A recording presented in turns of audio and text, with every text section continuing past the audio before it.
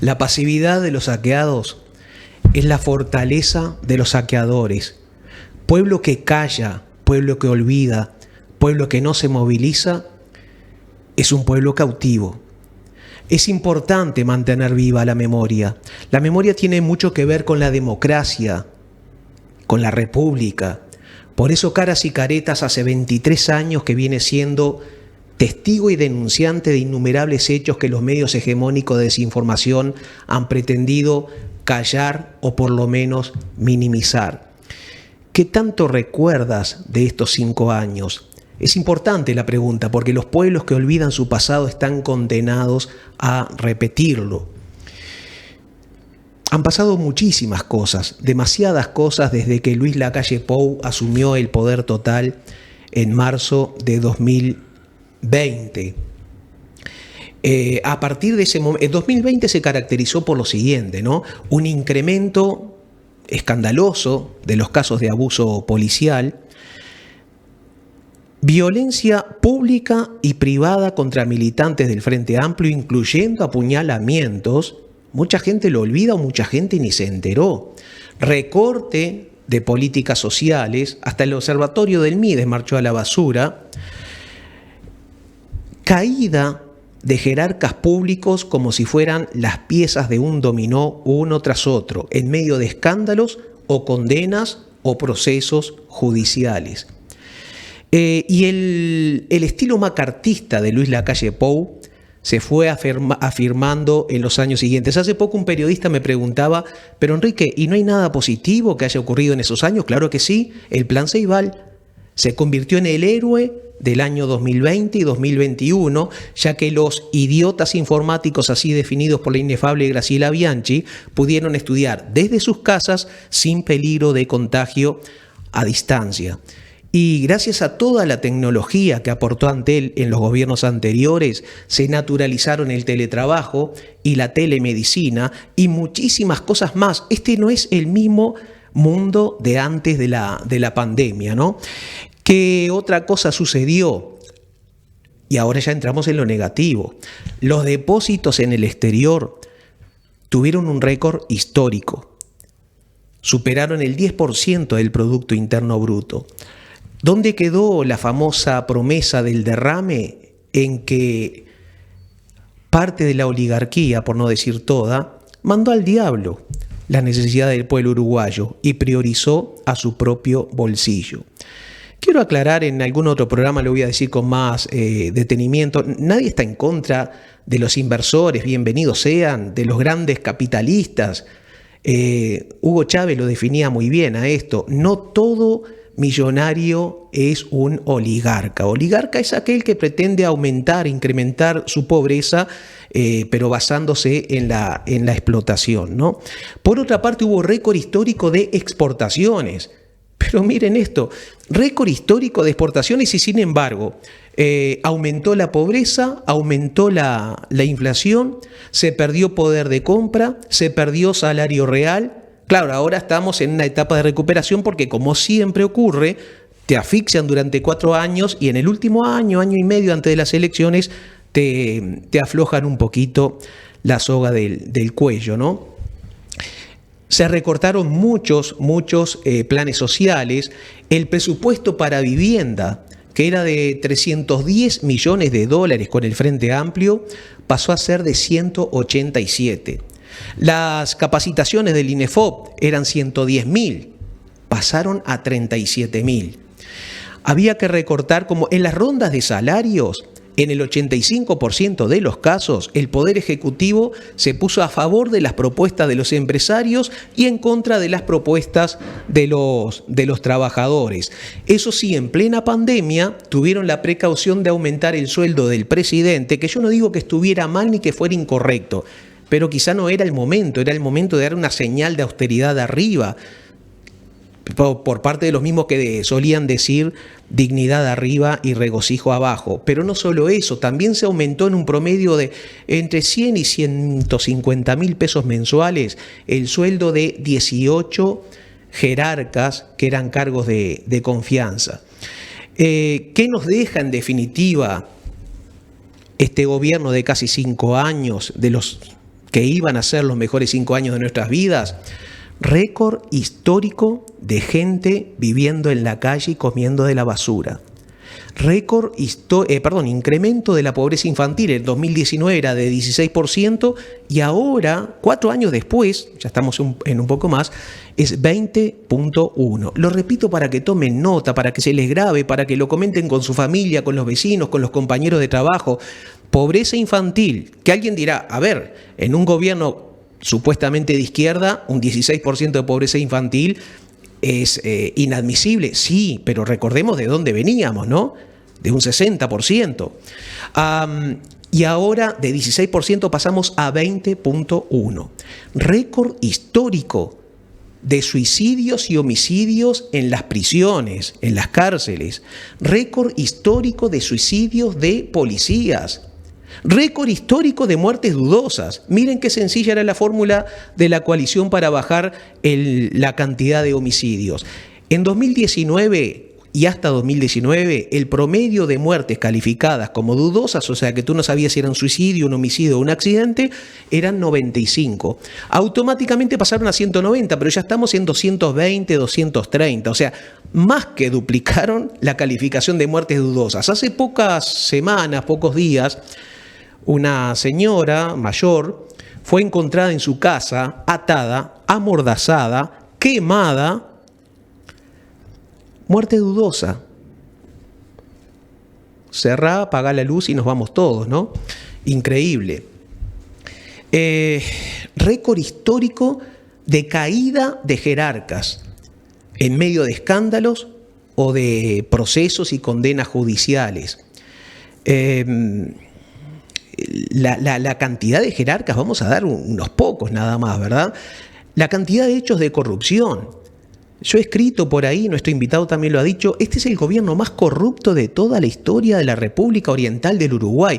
Y yo tengo derecho penal aprobado, tengo derecho constitucional aprobado, sé muy bien, soy muy responsable con cada letra que digo, y esto que acabo de decir, ante una posible demanda por calumnias, difamación, injurias o lo que sea, lo puedo sostener en un juzgado.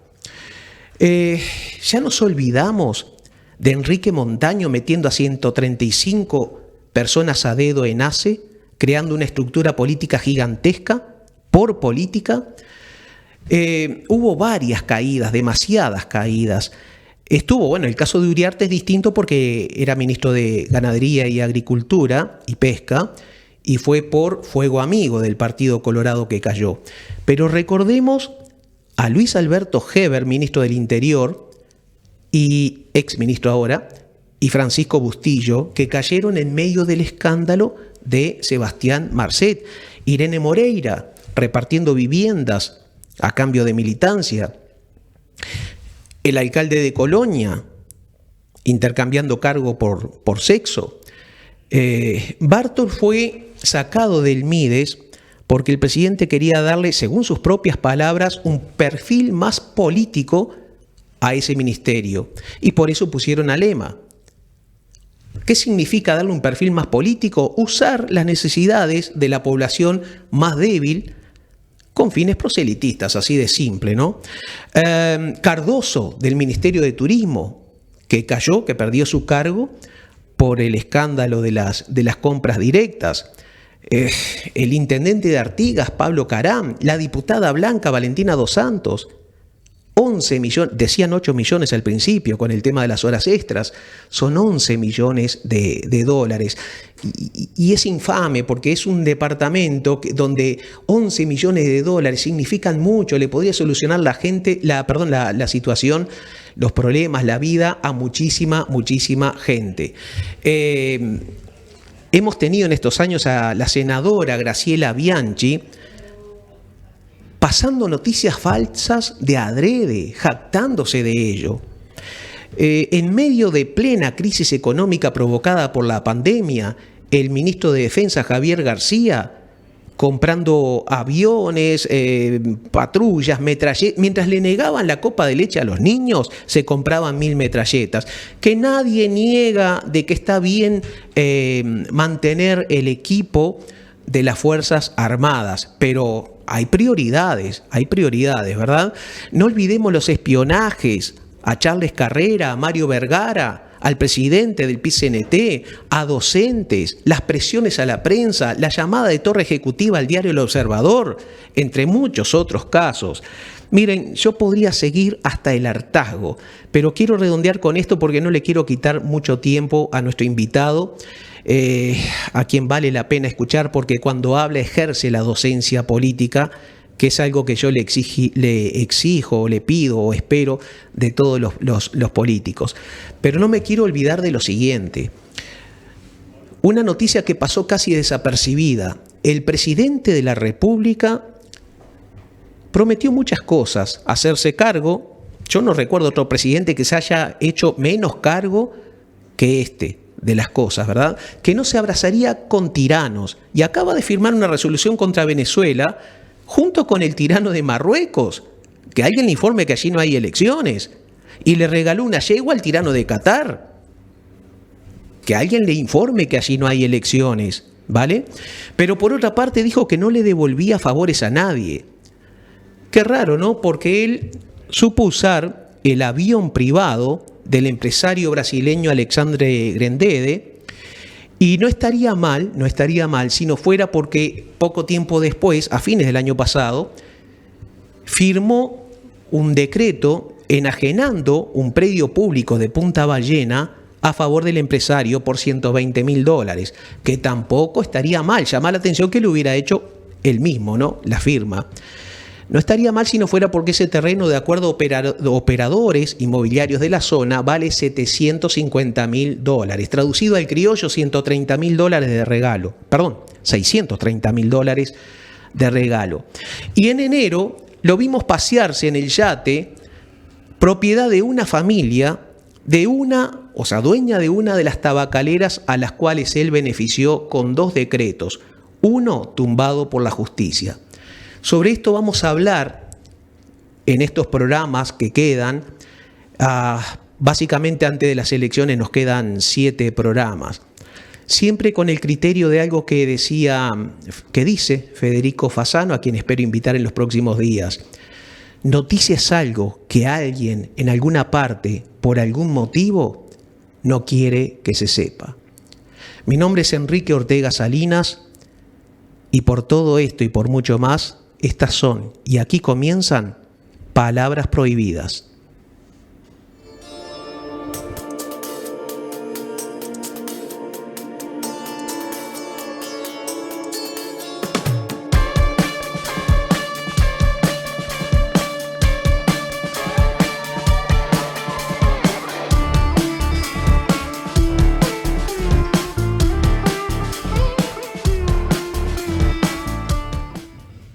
Gracias a todos por estar ahí en este primer programa de Palabras Prohibidas.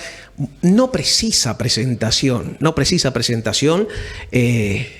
pero es Óscar Andrade, senador del Frente Amplio. ¿Qué tal, Óscar? ¿Cómo andas? ¿Qué tal, Enrique? Un gusto estar por acá y bueno, felicitaciones por este emprendimiento que es muy necesario. O sea, en el terreno de la comunicación es donde se define una parte importante de este partido, ¿no? Sí, yo creo que en eso tuvimos fue nuestra debilidad durante siempre 15 años. Siempre visitantes. O sea, es cierto que haciendo los mayores esfuerzos, aún la capacidad mediática de que sustentan el poder es muy difícil de revertir. Pero es cierto que aún no hicimos los mayores esfuerzos. Es cierto. Que es lo que tendríamos que haber hecho para decir, bueno, a pesar de haber hecho los mayores esfuerzos en materia comunicacional, no logramos que nuestras ideas permearan. La síntesis política, que siempre es más compleja de hacer que la gestión política. Fíjate que en las Fuerzas Armadas, disculpa, te interrumpí, en las Fuerzas Armadas durante 15 años no pudimos erradicar aquel lavado de cerebro que durante siglos los partidos tradicionales lograron con sus efectivos. Pasa que es un fenómeno que viene por lo menos de la década del 40, ¿no? O sea, hay un trabajo sobre las Fuerzas Armadas, en particular por la geopolítica global, que es de la década del 40, que tiene que ver, bueno, después llamada las Escuelas de las Américas, no así en el primer lugar, pero hubo una lógica de inocular, y es muy difícil un proceso de 70 años de enmarcar la acción en términos del enemigo interno, de las lógicas, las políticas antiinsurgencia. Es muy difícil un cambio de la profundidad que precisas en un periodo de tiempo tan breve, pero es cierto que ese es un factor de poder en el que no logramos revertir determinadas tendencias. El ejemplo más claro fue el penúltimo año, cuando sale a la luz que tribunales de honor, integrados por generales plenos, entendían que no era una falta al honor de las Fuerzas Armadas el hecho de desaparecer personas. O sea, fue la prueba más dura y la reacción, que fue una reacción justa pero tardía, o sea, de Tabaré, de descabezar a todos los que habían tenido que ver con ese fallo, fue una reacción tardía, pero que era sobre un síntoma además, que quiere decir, bueno, la condición de la valoración democrática de derechos humanos de una parte importante de la fuerza, estamos muy en el debe, ¿no? Claro. Te voy a hacer algunas preguntas de carácter personal. Dale. Porque siempre es bueno, cualquiera sea el político, conocer un poco más de la persona en sí, ¿verdad? ¿A qué se dedicaba tu mamá? Perdón, ¿están vivos tus padres? Está viva mi vieja. Mi viejo justo muere en la elección, justo después de la elección pasada. Estuvo internado en medio de la elección por un infarto y muere en diciembre del 2019. Mi madre sí está viva. Vive en la Villa Felicidad, que es donde yo también nací y me crié, que es el límite entre Juanico y Progreso. Mi viejo de joven fue trabajador rural y después durante muchos años fue trabajador de Acodique, cerca de 20 años fue chofer de Acodique en la zona de La Paz Las Piedras. De hecho, yo trabajé con mi viejo repartiendo y después puso un almacén. Con mi viejo se separan, trabajó un tiempo en Fripur y después con su nueva pareja había puesto un almacén, que es a lo que se dedicó hasta que se jubiló. ¿Y tu mamá? Y mi vieja hizo magisterio, después tuvo en la crianza de los hogares, se habían puesto una recarga de supergas en casa, chica, una recarga para la villa, o sea, una recarga que recargaba garrafitas de gas para un poblado de 400 personas, era una recarga que vendíamos un tubo por semana, por ejemplo, capaz, 1,5. Tuvo años en eso, después de la separación trabajó en limpieza, trabajó también en la pesca en Claínza, en una fábrica de pescados, y ahora está pensionista y jubilada. ¿Vos comenzaste a trabajar a qué edad más o menos? Bueno, allá era muy común en la villa, Progreso es capital granjera. Y al ser capital granjera era muy común que los muchachos, niños de 11, 12, 13 años, hiciéramos la zafra, tanto de la uva como de la manzana, que eran las dos producciones principales. A veces pera, a veces durazno, pero mucho menos. O sea, el grueso era arrancar por diciembre con el primer raleo de manzana y seguías con la vid. Y a veces terminabas con la manzana verde, que es la última de recolectar, la Gran Smith, que podía llegar a abril, por ejemplo. Eso era muy común. O sea, en realidad todos nos anotábamos. En una época donde además, yo recuerdo que había gente que trabajaba de otra cosa, pero que los fines de semana se anotaba a juntar cajones de uva, a hacer una changa, digámosle, con cajones de uva. Ese fue, digamos, mi primer trabajo, los primeros años, 11, 12, 13 años. A los 14 empiezo a hacer repartos con mi viejo.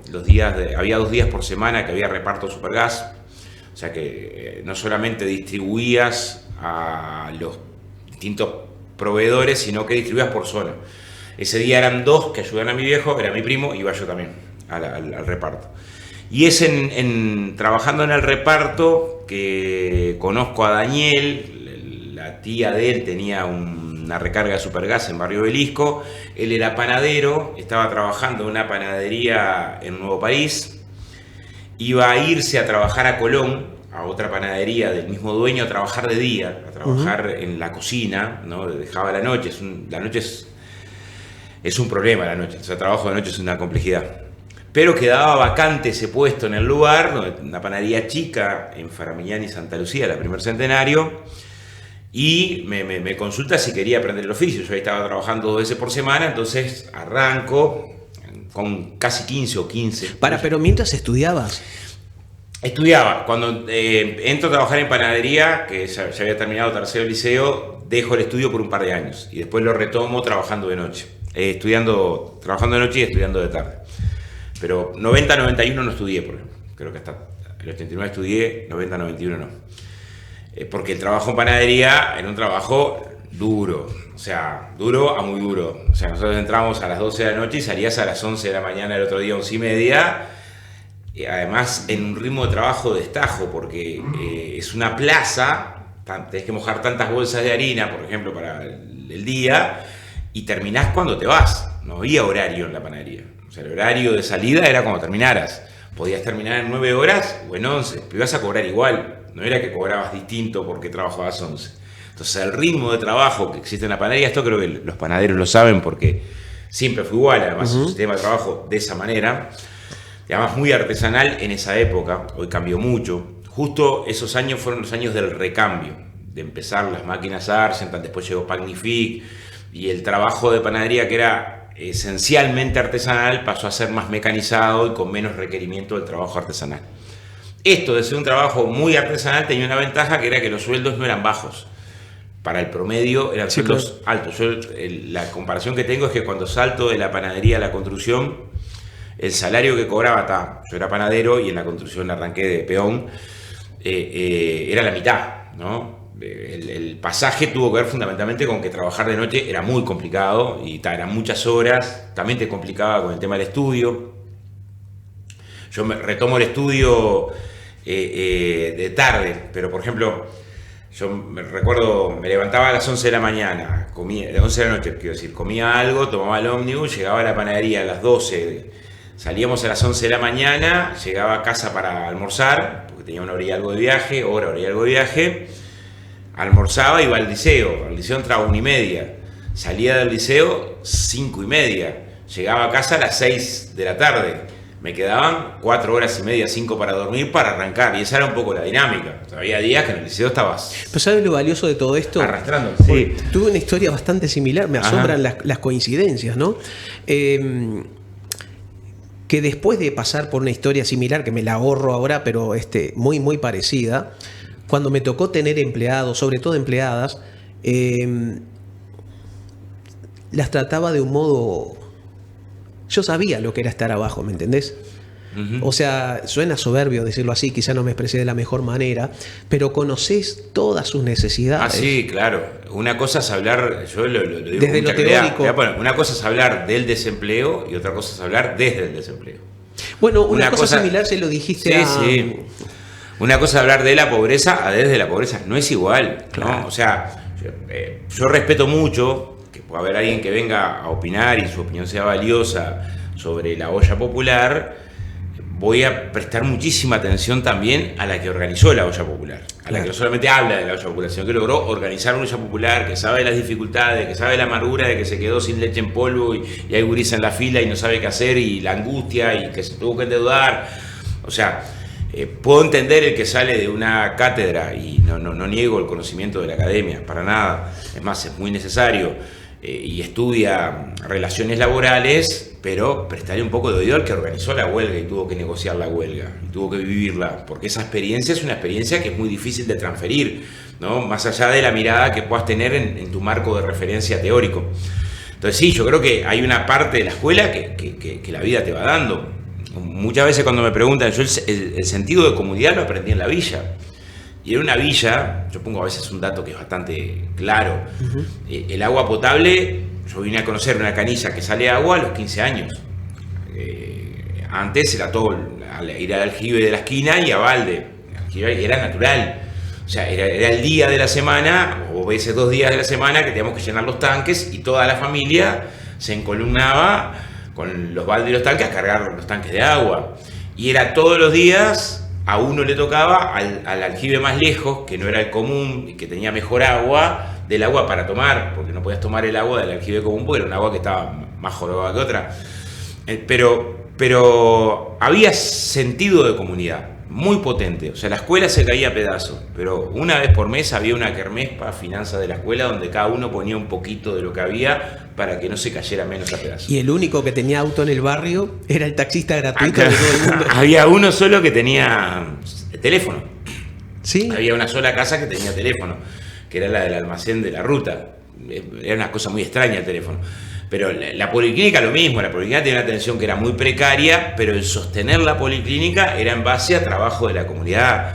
Yo recuerdo a mi vieja y otras mujeres organizarse con el tema de llevar suero oral en un sentido que es... el barrio era pobre todo, ¿no? Fíjate que nosotros no éramos los más pobres del barrio, y cuando nos mudamos, yo me nací en la casa de mi abuela, O sea, vivíamos todos en una pieza en la casa de mi abuela. Cuando nos mudamos a una casa, que era para nosotros inmensa de grande, la casa inmensa de grande a la que nos mudamos, mi viejo, mi vieja, y en ese entonces estábamos 2 de los hermanos, estaba por nacer el tercero, era una casa de 8x4, o sea, eran 32 metros cuadrados, y eso era un palacio para nosotros. En medio de eso estaba el proceso de terminar la casa, que era hacer la otra mitad de la casa quedaba después de 8x8, pero ya cuando había una casa con baño adentro, ¿no? Una novedad, ¿no? Con una pieza que era para dormir y no era la misma pieza donde tenías que hacer todo. La pieza esa era solo para dormir, ¿no? Un dormitorio. Para nosotros es una cosa extraordinaria, ¿viste? Ni hablar cuando después, unos años después, se logró terminar la otra mitad de la casa y quedó un dormitorio para los niños, digámosle, y un dormitorio para los padres. Eso era algo inédito. Ahora, con la perspectiva que te da el tiempo, vos te das cuenta que éramos muy pobres, porque a veces, por ejemplo, se daba que era arroz con sardina y arroz con sardina y arroz con sardina y arroz con sardina. Decía, bueno, sé que estábamos muy mal. Pero era distinto que hoy, porque en realidad no estábamos tan bombardeados por la necesidad del consumo. Claro. A ver, nosotros teníamos medio claro que Coca-Cola íbamos a ver con mucha suerte una de 1 litro a fin de año en Navidad. Esa iba a ser la Coca-Cola que ibas a ver. Pero no estábamos en el desespero ¿no? Era medio obvio. Era claro, yo que soy muy futbolero, era claro que las posibilidades del fútbol era escucharlo por la radio, no tenías otra opción que escucharlo por la radio. Y en esa época era casi un paseo, no teníamos tele, el ir a ver televisión, que era la parte de los dibujitos, un poquito antes del informativo, en la casa de mi abuela, que sí tenía, lo que eran un montón de cuadras. Después pudimos comprar tele y ya en los 80 teníamos tele. Ahora, en los gurises del barrio, alcanzaba que hubiera una pelota para que 15 de cada lado, 12 de cada lado, hasta que diera el sol. Claro. No había una necesidad impostergable como hoy, que está impuesta muy fuerte. Y el barrio, y había una cultura que era el barrio. El club del barrio era muy claro, Luján, el Club Atlético Luján. Las vecinas se turnaban, una vez una vez otra, para el tema de lavar las camisetas. Los vecinos lo mismo en cortar la cancha del barrio y en ayudar, uno con la cantina y otro con ver si podían hacer para los fideos, para que los jugadores pudieran comer fideo el día del partido. Y los 2 camiones que había, que uno era el del gas de mi viejo y otro era... El de mi viejo era mejor porque el otro que había era el camión del reparto de leche. Entonces el olor que tenía el camión del reparto de leche eran para llevar la hinchada y los jugadores cuando te tocaba jugar de visitante, digámosle, amontonados en los lugares. Perdón, suele ocurrir... Primer programa tenía que pasar algo así. Tenía que pasar en el primer programa. Es para que nos lleve Sin TV, que hacelo. Sí. Y eso que tenía previsto, voy a ver si lo apago ahora. Un par de preguntitas breves antes de ir a una pausa. ¿Qué tanto incidió o quién incidió más en tu formación derivada hacia la política, tu papá o tu mamá? Más mi vieja. Yo creo que hay cosas que estaban en el barrio, que vos las identificabas ahí, ¿no? Uh-huh. Mi vieja andaba en el merendero, andaba en la comisión de la... Bueno, hasta ahora, mientras le da un poco el cuero, estaba de la comisión de usuarios del Hospital de las Piedras ahora, remando como podía. Siempre tuvo muchísima vocación de participación social. Mi viejo también en su juventud, mi viejo de joven era colorado, del vallismo de Luis Valle, en esa lógica que también organizaba, pero siempre participó menos políticamente. Mi vieja sí, a su forma, espacio que había, el merendero se volvía loca con el merendero, loca, ¿no? Porque funcionaba el merendero, me acuerdo, no sé, aportes de cuántos serían ahora, sería de vecinos que ponían 100 pesos por mes o 50 pesos por mes, de panaderías que daban el pan del día anterior, y había que ir a buscar el pan del día anterior, con los 100 pesos eso se compraba el dulce membrillo, y después leche en polvo para resolver entre el pan, el membrillo y leche en polvo, la cena para buena parte de la gurizada, que también lleva que buena parte de la gurizada que se crió en el barrio, mi vieja era la dios de ello, porque seguro tenía esa lógica de estar todo el día trillando como podía, andando. Una preguntita, tú que has estado en el tema de la construcción. Sí. Cuando un obrero está levantando su casa y va a hacer la plancha, ¿se sigue estilando aquello que cuando era niño me gustó mucho verlo, que van todos los compañeros gratis? Sí, claro. Ese domingo? Sí, pasa hoy. Es más, Nosotros cuando fundamos la Brigada Agustín Pedrosa es un poco también de extender esa práctica, decíamos, es casi una historia en sí mismo. Miramos un poco la historia del movimiento obrero, ¿no? Es decir, bueno, la mejor tradición del movimiento obrero en el siglo XIX, principio del XX, las mutuas. Cómo se daban la forma de ayudarse para atender al trabajador que estaba en dificultades de salud, en dificultades por su edad. La experiencia del magisterio, vos decís, ¿cómo? ¿Qué potencia hay que tener para extender durante tantos años las misiones sociopedagógicas? Esa prédica que tuvo, entre otros, a Julio Castro, a Elena Quintero más adelante. Pero si uno tiene que pensarlo hoy, no sería tan sencillo pedirle a los docentes que resignen sus vacaciones para en sus vacaciones, ¿no?, dedicarlas a alfabetizar en el interior profundo, ¿no? Claro. O sea, a ponerlo al servicio de. Yo creo que sí se puede, pero no es sencillo. Entonces, en un momento decíamos, la construcción tiene experiencias de esta. De hecho, muchos compañeros se organizaron para ayudar a la reconstrucción del Teatro Galpón. En Fray Marcos, cuando un temporal derribó Fray Marcos, durante un tiempo largo, los trabajadores de la construcción participaron solidariamente y después con las cooperativas de vivienda. Y teníamos muchas experiencias en temas puntuales. En el año 2001, 2002, cuando un tornado destrozó Migues y después Guaricó, habíamos tenido experiencias ante fenómenos naturales.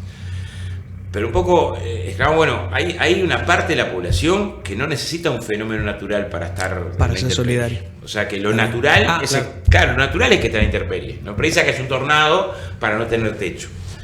Y ahí empezamos una experiencia que tenía como varias puntas. Es decir, bueno, es esa solidaridad que expresás, como decís vos, cuando vas a darle una mano al compañero que está llenando la plancha un domingo en su casa y te da una enorme alegría.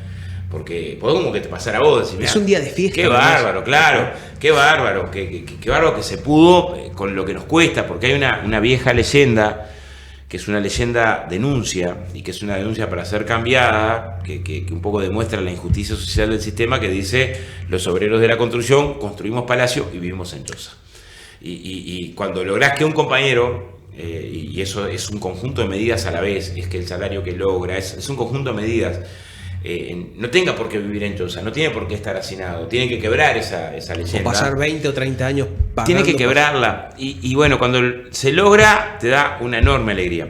Bueno, pero a la vez, la humanidad toda es tu causa. Entonces, ¿cómo demostrás que la humanidad toda es tu causa? No lo vas a resolver con jornadas los fines de semana, es obvio. Los problemas estructurales de la vivienda son estructurales de la economía de mercado. Es ahí que tenés que cambiar la relación de cómo se distribuye. Pero mientras tanto vas ejercitando la solidaridad, que es un músculo que si no se lo ejercita, como que se atrofia. Te corto ahí. Dale. Por una última pregunta brevísima y vamos a una pausa después. Buenísimo. ¿Qué tanto te gusta la historia? Bueno, muchísimo, muchísimo. Es más, hay hechos históricos que son apasionantes. Entre otras cosas porque siempre está abierta al descubrimiento. A temas que decís, los tenemos que investigar más. Los tenemos que conocer más. Los tenemos que conocer mejor. Y porque además ayudan a significar las luchas del hoy. Yo creo que es imposible significar las luchas de hoy sin encontrar pistas de la historia. Yo después, capaz que si estamos a la pausa ahora, pongo algún ejemplo. Yo siempre le comento a mis alumnos, digo, tú sabes que he recorrido varios países dando clases, estudien historia porque es la base de la cultura. El que sabe historia puede hablar casi de cualquier tema con cualquier persona en cualquier lugar. Mi sonrisa fue porque... ¿Te gusta tanto la historia que te conseguiste una profesora de historia como no? Sí. Bueno, además, yo cuando culminé el liceo y pude ya de grande entrar a la facultad, que fue justo los años antes de la elección, 2002-2003, hice historia en humanidades. Es como el costado, además lo veía mucho en términos de la acción sindical. Decía, bueno, ¿cómo hay una parte importante de nuestra historia que nos la secuestran? Y nos la secuestran, ¿eh? Yo pongo el ejemplo de la construcción, es muy claro. Desde la salida de la dictadura hasta fines de los 90, nosotros reivindicábamos a Omar Paite y los Bonilla, dos emblemas en términos de compañeros detenidos desaparecidos por la dictadura. Después empezamos a rascar un poco más y teníamos a Paite, a Bonilla, y teníamos a Modesto Quiñones, y teníamos a Alpino Vega, y teníamos a Acuña, y teníamos a Piterle, y no hace tanto, hace 17 años rescatamos que Rosales, que fue a hacer la autodefensa a a Manuel Liberoff en la Argentina y apareció acribillado, era el obrero de la construcción que era responsable del Zuncan Flores y representante de, o sea, cómo esas historias se te pueden perder. Claro. Y se te pierden. O sea, es este año que logramos confirmar el asesinato de 3 trabajadores de Carmelo, obreros de la construcción, en el año 27, en agosto del 27, un anarquista, un obrero sin contendencia y un comunista, en medio de la huelga de las canteras de ese año, hace casi 100 años atrás, y un poco antes, al gallego Alonso. Es decir, hay una parte de la historia que se tenta a perder, que se pierden los rostros, se pierden, y con lo que se pierde de esa historia. Yo ayer en el día del Comité Base ponía el ejemplo de Brindis Salas. Es decir, Uruguay tiene la primera mujer en América Latina, en la primera mitad del siglo XX, la primera mujer en América Latina en imprimir no solo un libro, 2 de poesía. La primera mujer afro de toda América Latina fue uruguaya, sin embargo está perdida en la memoria y fue perseguida. Gabriela Mistral un poco la rescató del olvido porque como era premio Nobel Gabriela Mistral y reivindicó sus poemas, claro, ya pegarle un premio Nobel sí, claro, era un poco más incómodo. Pero que esas historias se te vayan perdiendo tiene un que ver. No es ingenuo que hay una parte de la historia que a veces... Y tiene un que ver con el hoy. La semana, este sábado que tengo reunión con jóvenes, tanto en Toledo como... voy a intentar profundizar más en la idea de las universidades populares, en el siguiente plano. Es decir, la FEU, de 1930, recién fundada, pequeña, porque era muy pequeño la cantidad de estudiantes universitarios en Uruguay en 1930, tuvo la capacidad de fundar universidades populares, esto es, contracursos con militantes sociales, sindicales. Ahí estuvo Quijano, estuvo Atahualpa del Chopo, estuvo Julio Castro, dar cátedra, sostenerla durante 12 años, con una capacidad de organización enorme, pasaron a ser bastiones del enfrentamiento a la dictadura de Terra.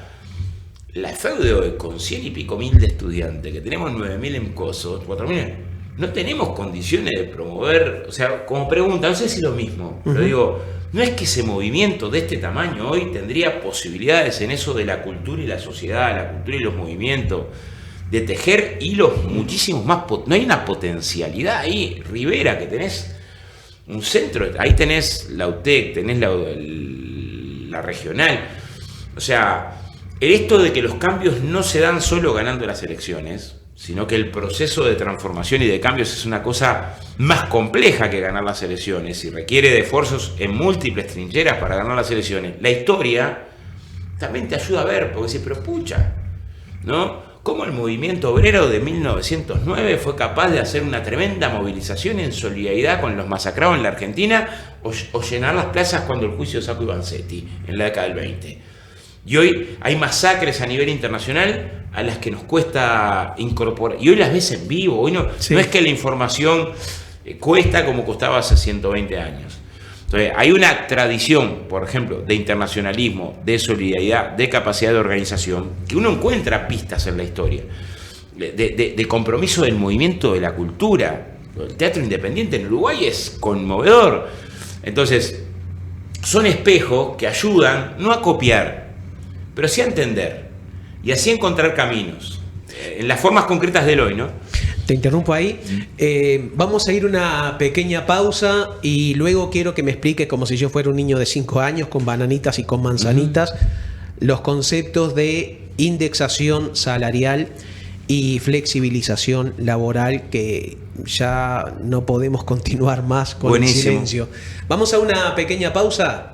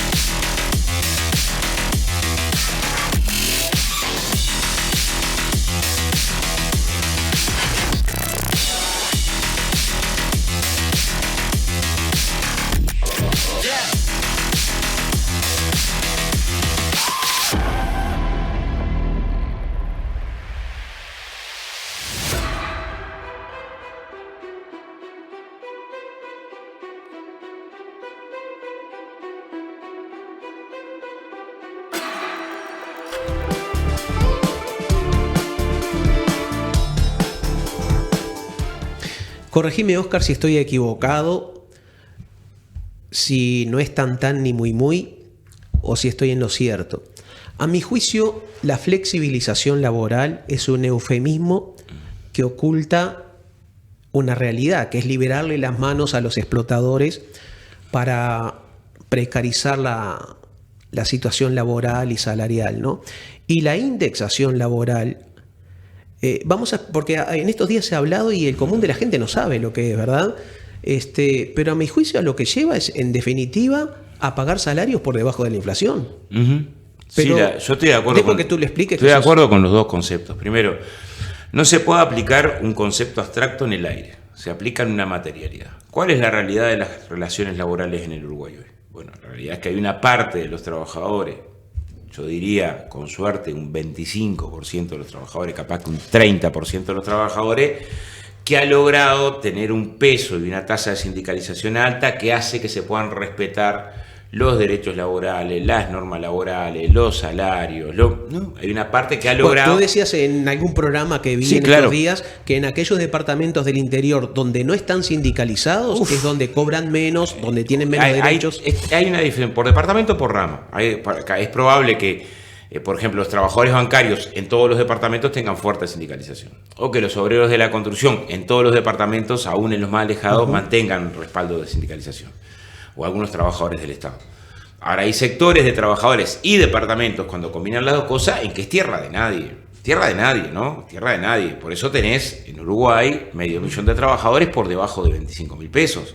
Vas a la estructura del laudo de consejo salario y no hay laudos menores de 25.000 pesos. Entonces claramente tenés ahí 500.000 de trabajadores a los que no se les respetan las condiciones mínimas. Por eso tenés un 20 y pico % aún, y no es el peor dato del Uruguay, llegó a tener un 40% de trabajadores fuera de la informalidad, o sea, sin registro de la seguridad social. O sea, entonces, los problemas del trabajo, ¿cuáles son hoy? Los problemas del trabajo son los bajos salarios, la escasa capacitación, el no respeto a la sindicalización, el no respeto a las medidas de seguridad, el no respeto a los convenios colectivos y los laudos. ¿Quién no respeta? O sea, el no respeto es por una de las partes, no es un problema del trabajo abstracto, es un problema de que tenés una cultura empresarial muy arraigada, ¿no? Si no, miremos, trabajadores de camioneros o trabajadores rurales, sigue habiendo cerca de 15-17% de cada 100 que trabajan más de 60 horas por semana. Eso es ilegal en Uruguay. Eso está peligroso. Aparte, pero además es ilegal, no es que lo podés hacer, es ilegal. Vos podés trabajar hasta 8 horas extra por semana y después, en todo caso, puede habilitársete por condiciones muy extraordinarias y excepcionales. Bueno, entonces, si ese es el punto de partida, no estás en el momento en decir, mira, acá tenemos una relación entre las partes que es de igualdad, los trabajadores están fuertemente sindicalizados, tienen manejo, ¿no? Y se flexibiliza desde el ángulo de la certeza plena de ambas partes que ninguno te está cabalgando. Si hoy ya te están cabalgando, el primer paso que tenés que dar es construir condiciones para que se respeten las condiciones, los laudos.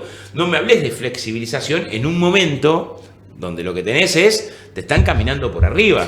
Porque una cosa es que el gremio bancario discuta una determinada flexibilización. Bueno, es un gremio que tiene el 90 y pico % de afiliados, sabés que tiene mucha capacidad de negociación, que si tuvo que discutir que el horario puede ser tal o cual y se puede elegir, a los trabajadores no los van a pasar por arriba porque tuvieron... Es un acuerdo que de repente le aventaja al trabajador, le conviene determinado margen de flexibilidad, ¿no?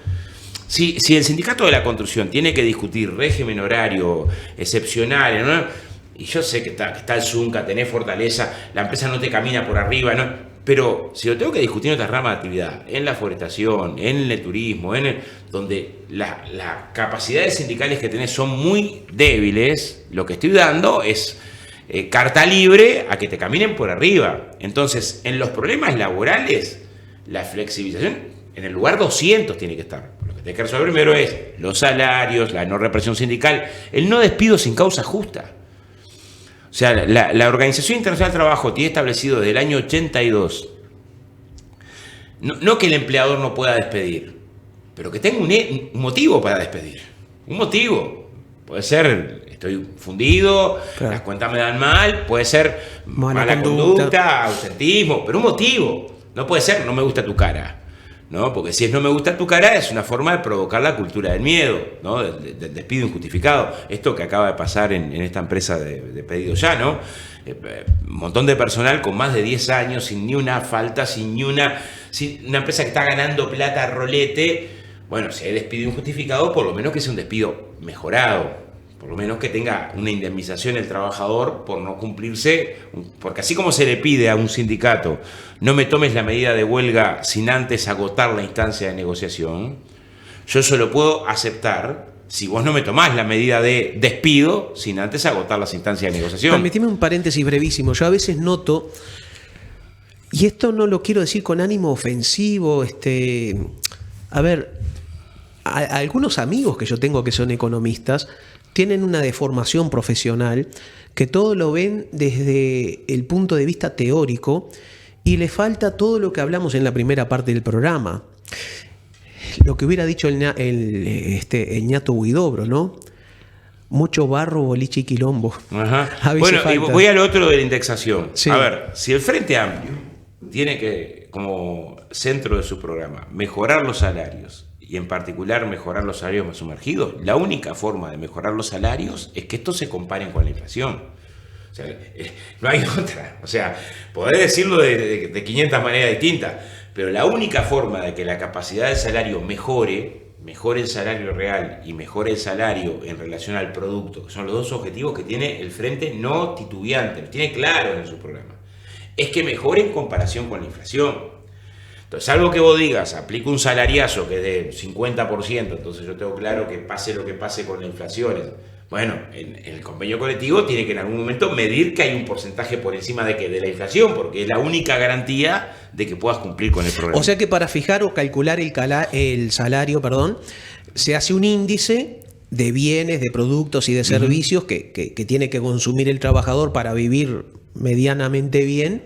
Y sobre esa base se calcula, Claro. Eso se llama indexar. El índice de precios al consumo tiene un problema, que es cierto, ¿no? Es un índice igual para todos, ¿no? Y por ejemplo, un salario que está en los salarios más sumergidos no gasta lo mismo de todo. O sea, gasta mucho más en alimentos. Y por lo tanto, su IPC, no hay forma de hacer un IPC por persona, ¿no? Pero en la práctica lo ves por persona. Si yo lo que gasto en mi salario, la mayoría es en alimentos, y resulta que el IPC subió 1 punto, pero los alimentos subieron 5 y hubo otra cosa, entretenimiento subió 0,2, pero yo en entretenimiento no gasto nada. Claro. A mi condición de vida eso ha pasado. Hay otro indicador que es la canasta básica de alimentos, que a veces lo mirás. En el largo plazo tienden a converger estos niveles, pero en el largo plazo, yo si tuve 2 años un convenio donde esto saltaron los alimentos y resulta que otros productos de la canasta aumentaron menos, ¿no? O pasa con el alquiler. Hubo años, para el que no alquila, que el alquiler se mantenga estable no lo complica. Para el que alquila, que el alquiler salte por encima del IPC, ¿no? En su ingreso es un problema. Pero bueno, dicho esto, para tratar de entender cómo funciona, sí, el IPC es una ponderación que hace el Instituto de Economía, el INE, a los efectos de tener, y las veces que hemos intentado hacer indicadores, esto pasó en los 80, si el IPC era o no era, nos ha dado más o menos parecido, una lógica de cuánto crece el salario real, ¿no? Si crece por encima del IPC, crece el salario real. Si crece por debajo, es pérdida de salario real. Bueno, el objetivo del FA, que es ganar salario real, es que en algún momento vos tenés que comparar salario con inflación. Entonces, es muy difícil que cumplas el objetivo si los convenios no están indexados. Ahora, desindexar es quitar de ese cálculo algunos parámetros. No, desindexar es que no esté relacionado al IPC. Desindexar es decir, mira, te voy a dar un 5% de aumento para este año, ¿no? Claro. ¿Y qué pasa si la inflación es 7? Perdiste. Si es 3, ganaste, ¿no? Pero no tenés un elemento que en un momento compara salario e inflación. Yo si negocio en un convenio 2 puntos de crecimiento, sé que y me diste 5 a cuenta de la inflación, sé que si la inflación fue 7, me estás debiendo 4. Y antes del próximo ajuste, estos 4 tienen que estar para garantizar que me respetes lo que acordamos de crecimiento del salario real. Garantizar crecimiento del salario real sin indexar es muy difícil, porque es una lotería. O sea, ¿cómo alguien puede presentar una fórmula salarial que garantiza el salario real si no está indexado? O sea, si en algún momento no se compara lo que has recibido de salario con lo que aumentaron los precios. Porque es evidente que el salario tiene que aumentar más que los precios para que haya crecimiento del salario real. Entonces, en un momento donde tenés 2/3 de los trabajadores que no llegan a fin de mes y 500.000 de trabajadores, 100.000 más que antes, que cobran menos de 25.000 pesos, la prioridad no puede ser la desinflación. Otro elemento que vos me digas, mirá, hace 10 años que en Uruguay la inflación está en 1,2%, está estable, no se mueve, no es un elemento de riesgo, no hay riesgo de que la inflación se devore el salario porque la economía está en una situación de que los precios están prácticamente congelados. Entonces vamos a manejar un periodo tal donde el ajuste de salario se divorcia del componente de inflación, porque sabemos que el componente de inflación está estático, ¿no? Está estático, no hay ninguna... Pero eso el Uruguay, una economía del tamaño del Uruguay, que es tomadora de precio y que en un mundo que está con los vaivenes que tiene y la inestabilidad que tiene, ¿quién me la cuenta esa? ¿No? Claro. O sea, la condición previa para empezar a discutir la desindexación, que podría ser, mirá, hace 15 años que la inflación está entre un 1 y un 2. Entonces, no te puede aterrar si te ajusta un 3, de que va a haber alguna posibilidad de que salte la inflación como para que te coma el salario, ¿no? Ese escenario abstracto ideal, lejísimo, y lejísimo en particular del Uruguay, que es un país pequeño. Por eso digo, ¿para qué se hace el planteo de desindexación? Para que vos con tu ajuste de salario no aumentes las expectativas inflacionarias, ¿no? Un poco técnicamente, quien defiende esto, en lo técnico. Quien no lo defiende para bajarte el salario, hay quien lo defiende para bajarte el salario. Pues supongamos el que honestamente quiere desindexar pero que no pierda salario. Lo que plantean en el papel es decir, bueno, un indicador bajo de salario contribuye a que también la inflación, ¿no?, sea baja, ¿no? Y por lo tanto, sí, pero ¿quién pone la sangre? ¿Quién es el que está timbiando? Siempre, los de siempre. Claro. Ahora, ¿está en condiciones de timbiar el trabajador uruguayo cuando 2/3 no llega a fin de mes y 500.000 de trabajadores cobra 25 Lo más chistoso es que luego te dicen que estamos todos en la misma barca. ¿Está en condición de timbiar, de ser el que ponga el lomo para timbiar el trabajador uruguayo? Cuando, repito, 500.000 cobrando menos de 25.000 pesos. 2/3 que nos llega a fin de mes según la encuesta de Cifra. 40 meses de rebaja salarial. Tuvo 40 meses de rebaja salarial. La capacidad de los consumos en el Uruguay. Este informe, que es un trabajo que yo recomiendo esta semana del IECOM. Qué bueno tener investigadores que le pongan el diente a eso. Porque fueron más a fondo. Vos tenías un primer dato que para mí ya era duro. O sea, uno de cada 5 hogares apenas mejoró y 4 de cada 5 empeoró. El dato macro, ¿no? Cuando vas a los datos macro de PBI, índice medio salario. Bueno, estos investigadores fueron los datos micro de la encuesta, los microdatos de la encuesta continua de hogares. Y digo que en el Uruguay le fue mejor a 1 de cada 20 uruguayos. Solo el 5% mejoró. O sea, tú sacas, y el 5% que mejoró, o casualidad, ¿cuál fue? El 5% más rico. Porque, supongamos, podía haber mejorado el 5% más pobre, ¿no? Decir, bueno, mira, hubo una transferencia para mejorar a los que estaban últimos. No. Claro, pero al calcular el promedio, lo que pasa es que la estadística, suelo decirlo, es la ciencia por la cual, si un hombre come 2 pollos y otro ninguno, sacás la cuenta. Un pollo por cabeza. Un pollo por cabeza. Acá pasa eso en Uruguay en este periodo. O sea, tú mirás, la capacidad de consumo de los uruguayos hoy es mejor que en el 2019, en promedio. Ahora, como sacás... Perdón, repetime esa última oración. La capacidad de consumo de los uruguayos hoy, sí, ¿no? El consumo de los hogares, el promedio de consumo de los hogares es superior al 2019. Pero si sacás al 5% más rico y comparás 95% contra el 95%, es 2,6% peor. O sea, es tanto lo que ganó el 5% más rico que su aporte al promedio hace que suba todo cuando medís el conjunto. Claro. O sea, le ha ido bien a 1 de cada 19 uruguayos. En ese contexto, colocar como bandera la indexación no es correcto.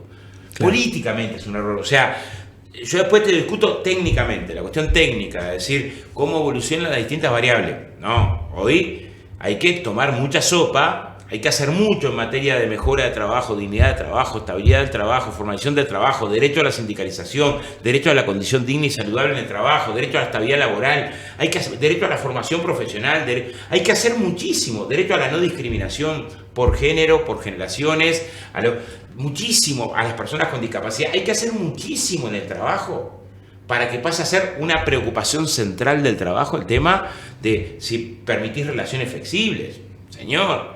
¿No? Hoy cuando hay trabajadores a los que los echan por ir al baño, me estás hablando de flexibilización. O sea, la condición de hoy, ¿no?, es una condición donde los abusos patronales no cesan, cuanto más lejos y con menos sindicalización son peores. El despido por que no me gustó tu cara está todos los días arriba de la mesa. Es ver, o sea, cualquier estudio serio.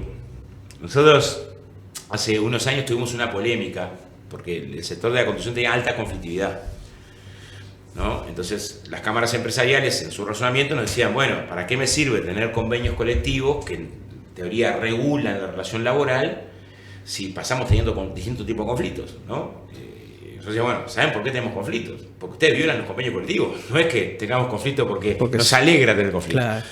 Y ellos tenían la opinión de que no, de que en realidad los conflictos, o sea, porque Zunca siempre encontraba el pelo al huevo para... Y teníamos esta polémica. Entonces en un momento dijimos, vamos a hacer una cosa, hacemos un observatorio tripartito, que cada conflicto que entre al Ministerio de Trabajo lo estudie, le haga un trabajo de una autopsia al conflicto de la boleta, traiga sus fundamentos, cada uno, para que no sea la percepción de la realidad, sino un estudio más riguroso de la realidad.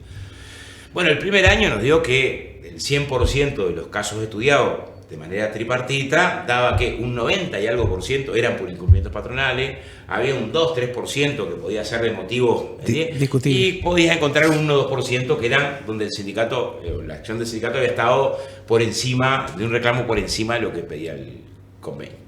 Al segundo año, al tercer año ya no quisieron más participar del observatorio porque era muy claro, y si esto se da en la construcción, ¿no?, en los sindicatos más débiles, la posibilidad de un conflicto por un reclamo que sea extra lo que me corresponde, no existe. O sea, no hay conflictos porque el trabajador pide que la hora doble extra sea triple. No, hay cuando le pagan simple. Te comento un detalle, a mí me escribe gente, estoy en contacto con gente de todo el país, que me leo, que me escucha y tal, ¿no? Me ha llamado mucho la atención en los últimos 3 meses en particular la cantidad de trabajadores y trabajadoras que me cuentan que en su departamento, las últimas personas fueron de Maldonado, que me comentaron, no pueden decir que votan al Frente Amplio. Ah, claro, pasa, sí. Pasa. Mira, te tengo que cambiar de tema para aprovechar el tiempo que nos queda, que es breve. Cuando Javier García compró los aviones Hércules por 25 millones de euros, nadie preguntó de dónde saldría la plata. Cuando se compran ahora 6 aviones Tucano a Brasil por 100 millones de dólares, nadie pregunta. Cuando se contribuye con la caja militar, que no digo que no haya que pagarlo, sino que hay que ir pensando en una reforma gradual para que en algún tiempo, en algún momento ya no haya que hacerlo. Cuando se le aportan 450 o 500 millones de dólares por año, nadie pregunta de dónde sale la plata, ¿verdad? Y ahora, ante el proyecto de reforma presentado por el movimiento social, muchos economistas conservadores, cuando digo conservadores no lo digo a modo de insulto, ¿no? Vale. Plantean como que se va a venir una hecatombe si esto sale aprobado. Ajá. ¿Cuál es tu...? Bueno, primero, a mí me gustaría reflexionar al revés, porque supongamos que estuviéramos discutiendo de la alimentación de los niños. Y uno te va a decir, bueno, pero la verdad, alimentar a los niños sale plata, ¿no? ¿Y de dónde sale la plata? Y capaz que lo primero que te digo, pero pará, tenemos que discutir si pasan hambre los niños, ¿no? O sea, lo primero que teníamos que es invertir un poco la discusión. Después lo económico. Pero es decir, son justos los reclamos que se están planteando, ¿no? Porque la plata, ¿para qué es? ¿No? Uno de los componentes que va a requerir mayor gasto al inicio de la reforma es para que ninguna persona tenga un ingreso menor a 22.268 pesos. 22.268 pesos. ¿Este es un esfuerzo justo? Bueno, nosotros creemos que sí. Es eso, 22.268 pesos. Sería un esfuerzo, y yo creo que es una medida que es una reacción a un cambio de política. Desde el año 2006 al año 2019 se tomó la decisión de mejorar, de no solamente cumplir con la Constitución, que establece que las jubilaciones tienen que subir lo mismo que suben los salarios, sino de mejorar lo que dice la Constitución. Por lo tanto, aparte del ajuste por índice medio salario, se le ajustaban a las jubilaciones un incremento, en particular las más bajas, que se otorgaba a mitad de año y no se descontaba en diciembre.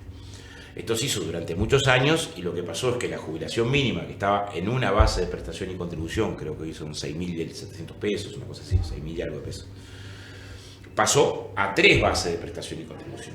O sea, un incremento de la jubilación mínima en que triplicó su capacidad de compra. Claro, como el punto de partida era tan bajo, siguieron siendo bajas las jubilaciones mínimas.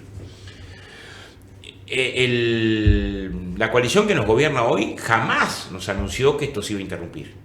Jamás dijo en su campaña electoral, miren que si llego al gobierno se termina el recreo de recibir ajustes a cuenta y que no se los dé cuenta a fin de año. Jamás lo dijo, pero lo hizo, ¿no? Fue una carta escondida, digámosle, en el menú de propuestas. No solamente lo hizo así, sino que además, en el momento en el que bajan los salarios, la base de prestación y contribución se ajustaba por inflación, no por salario, pero ellos en el momento en el que bajan los salarios cambiaron el indicador para ajustarla por índice medio salario. Entonces, ¿qué pasó con las jubilaciones más bajas en Uruguay? No solamente dejaron de crecer, sino que empeoraron su capacidad de compra. Si se hubiera mantenido la política, no mejorado, mantenido la política económica del Frente Amplio en materia de jubilaciones más bajas, la jubilación mínima con el ajuste de junio estaría en 20.150 pesos. O sea, estaría a 1.000 pesos menos, no, 21.150, a 1.000 pesos menos de los 22.268. O sea, y el ajuste este punto no estaría en el plebiscito.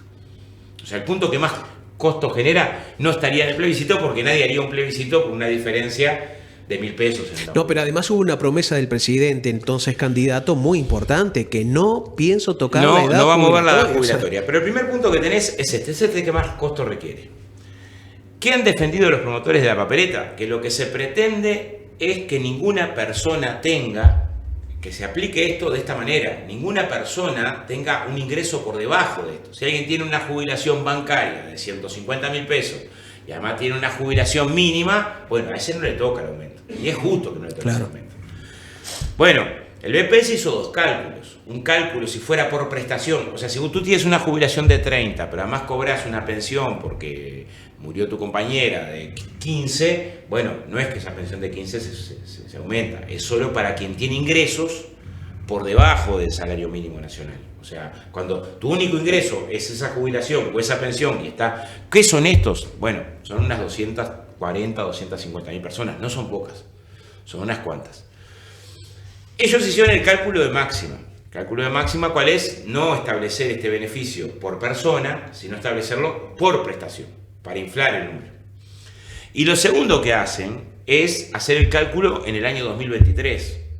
Y esto se va a aplicar en el año 2025, cuando la diferencia es menor entre el salario mínimo y la jubilación mínima. La del 2025 que la del 2023. Entonces, la cuenta real de cuánto es el costo fiscal que tiene esta medida, que es la que requiere costos inmediatos, que no son inmediatos, que después lo voy a explicar, es de 360, 380 millones de dólares. Sería 460 en el 2023. Sí, ellos se están alarmando diciendo que serían 1.000 como millones. 1.300. Es casi una regla de 3 básicas. Si vos tenés 400 y algo mil de pensiones y vas a gastar 1.300 millones, lo que escuché de máximo yo, más de 100 millones de dólares por mes, estás hablando de que cada jubilación la vas a ajustar por arriba de 200 y pico dólares. Si la jubilación mínima está en 18.700 y el salario mínimo en 22, no vas a ajustar en 200 y pico de dólares cada jubilación. Es bastante clara la cuenta. Pero eligieron esta estrategia ¿por qué? Porque es muy difícil argumentar en la otra dirección, decir, no, yo estoy en contra de que el jubilado llegue a 22.000 pesos. ¿No? Que es insuficiente lo que estamos reclamando, pero es bastante más.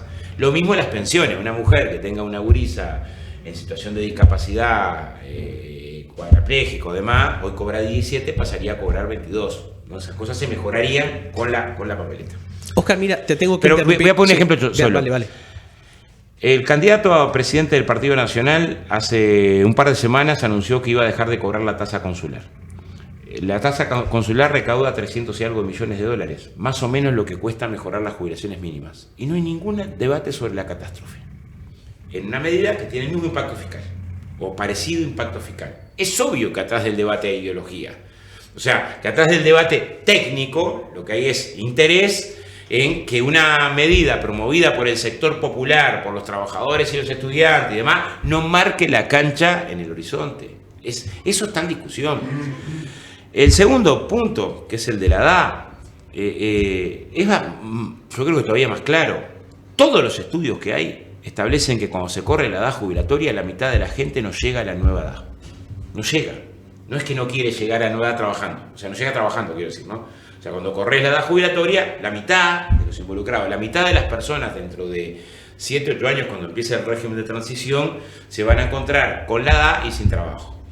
Y esto se nos aplica en Suiza, se aplica en Uruguay, donde 500.000 de trabajadores cobran menos de 25.000 pesos, donde 2/3 de los trabajadores no llegan a fin de mes, o sea, donde la capacidad de ahorro, como para decir quedé sin trabajo a los 61, pero con mis ahorros espero cumplir los 65 para poder jubilarme, es para un escaso parte de la población. Y donde la tasa de empleo después de los 60 años es de apenas un 15% para las mujeres y un 22% para los varones. O sea, no te dan trabajos abajo. O sea, hay una realidad de que el mercado de trabajo es muy hostil. Entonces, es una medida que condena a una parte de la población importante a pasarla mal. Y yo calculo que, a ver, el hijo que está trabajando y tiene 40, cuando su padre quedó, su madre quedó sin trabajo a los 62, tiene que comer, no va a mirar para el costado. No solo carga a esa persona, carga a la familia trabajadora uruguaya, porque supongo que es así. Si mañana tu madre o tu padre, yo no tengo padre ahora, pero te dice, mirá, estoy en la mala, no llego a fin de mes, y tendrás que ayudar con la pensión, tendrás que ayudar con un surtido, tendrás que, o sea, golpea a las familias trabajadoras. Porque otro discurso que es falso es esto de burbujas generacionales. ¿Cómo? ¿Qué abuela no se preocupa por la nieta cuando empiezan las clases? O cuando es el cumpleaños, o cuando la madre o el padre quedó sin trabajo, llevando un surtido y en una dirección y en otra, o al revés, ¿qué hija no se pone al hombro de la madre cuando la jubilación no le alcanza para pagar una casa de salud y tiene que poner el resto? Señores, el Uruguay no es ese, donde hay una burbuja donde viven las personas de más de 60 y otra burbuja donde viven los niños. No, eso está mucho más entretejido. O sea, ¿qué abuelo o abuela cuando agarra un pesito más o no lleva al nieto a un lado o le compra una ropa? O sea, hay un mensaje ahí que es profundamente equivocado, conceptualmente equivocado, en mi opinión. Bien, te hago la última. Estamos recontrapasados de tiempo, pero no quería dejar pasar la oportunidad de preguntarte. Creo que el presidente del BPS hoy señaló primero que mucha gente está retirando el 9%, 10% de las AFAPs, asustados ante la posibilidad de que se apruebe la reforma, y les están diciendo que se van a quedar con lo que ahorraron. ¿Es cierto? ¿No es cierto? ¿La persona Primero, pierde? Esta es una posibilidad que nació el año pasado, que es que cuando generaste causal jubilatoria te permiten retirar hasta un 9%. Eso va a pasar para atrás y va a pasar para adelante, porque el universo de personas que está en tu AFAP, la papeleta dice que sus derechos no se tocan. Este es un derecho nuevo, una posibilidad nueva. Ahora, en este tercer elemento, que es el de los fondos previsionales, lo que hay que discutir es lo otro. ¿Qué ha pasado con las rentas vitalicias? Bueno, las rentas vitalicias son bajísimas, pero extraordinariamente bajas. Yo tengo hace poco, un equipo que me asesora hizo el último informe, que es abril de este año. Ya hay 64.000 personas. Yo había tenido el de diciembre, que eran 58.900, ahora son 64.000 personas que cobran renta vitalicia.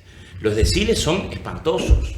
O sea, primero 6.400, el promedio de los 6.400 que cobran menos está en 140 pesos. 140 pesos por mes. El segundo en 700, te lo voy a pasar después, pero el tercero en 1.200.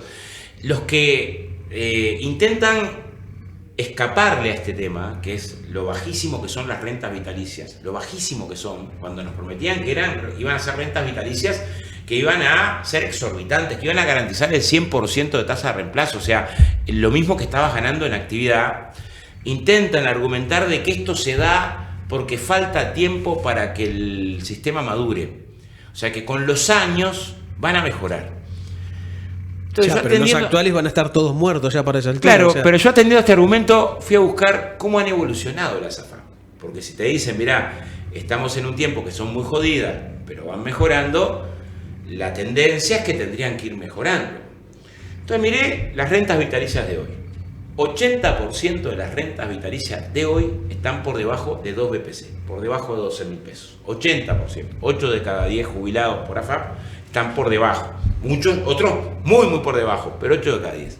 Hace 14 años, en el 2010, este dato era de un 60%, era mejor. O sea, no vienen mejorando las AFAP, vienen empeorando las AFAP. Entonces lo que nos dicen que con el tiempo esto madura. Si todas las decisiones que se han tomado son para empeorarlas, todas.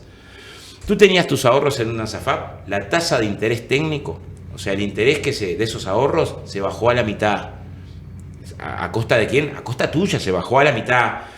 La aseguradora que te iba a pagar la AFAP, el Banco de Seguros, te puede cobrar el doble de comisión a partir del 2021. El doble.